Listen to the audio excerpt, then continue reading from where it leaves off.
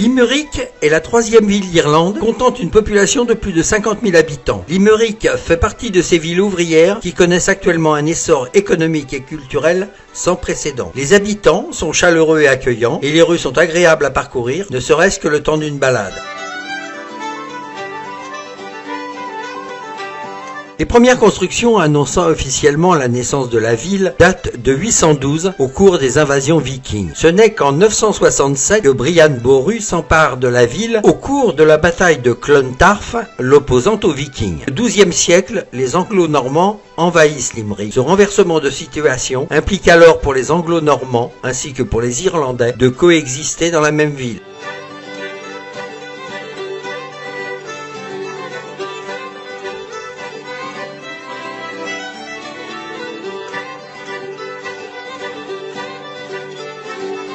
Le King John's Castle est un imposant château bâti sur Kings Island, une petite île en plein centre-ville, élevé sur les rives de la rivière Shannon. Avant la construction du King John's Castle, se tenait une première forteresse bâtie par le chef viking Thomord Helgason en 922. À cette époque, les vikings de Limerick vivent au rythme des pillages de monastères et des mises à sac de villages alentours. Le King John's Castle est tout simplement immense. Il s'agit de loin de l'un des plus importants châteaux de l'île d'Irlande.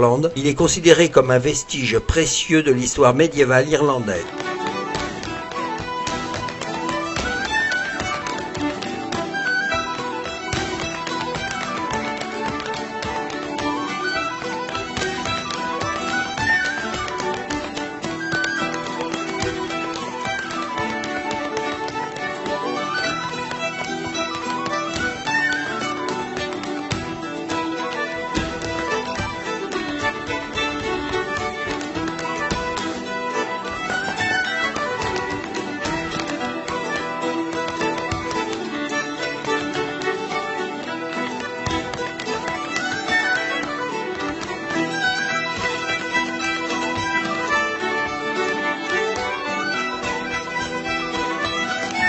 La Sainte Mary's Cathedral est bâtie en l'honneur de la Vierge Marie. Celle-ci fut construite en 1168 sur les volontés du dernier roi de Munster, le roi Donald More O'Brien. Elle est à l'heure actuelle considérée comme le plus ancien bâtiment de toute la ville, une cathédrale du XIIe siècle. La tour de la cathédrale ne sera rajoutée qu'au XIVe siècle, avec un beffroi possédant un carillon de 8 cloches, donnant à la ville la joie d'entendre carillonner à des kilomètres à la ronde. La visite de la cathédrale nous plonge dans un univers vieux de plus de 800 ans, où l'on peut admirer la beauté de sa nef ainsi que son hôtel du XIIe siècle, considéré comme l'un des plus imposants d'Irlande.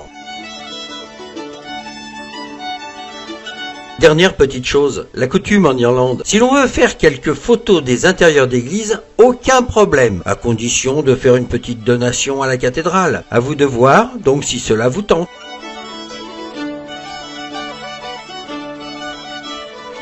Le fleuve Shannon est le fleuve le plus long d'Irlande, 322 km. Il traverse l'Irlande d'est en ouest.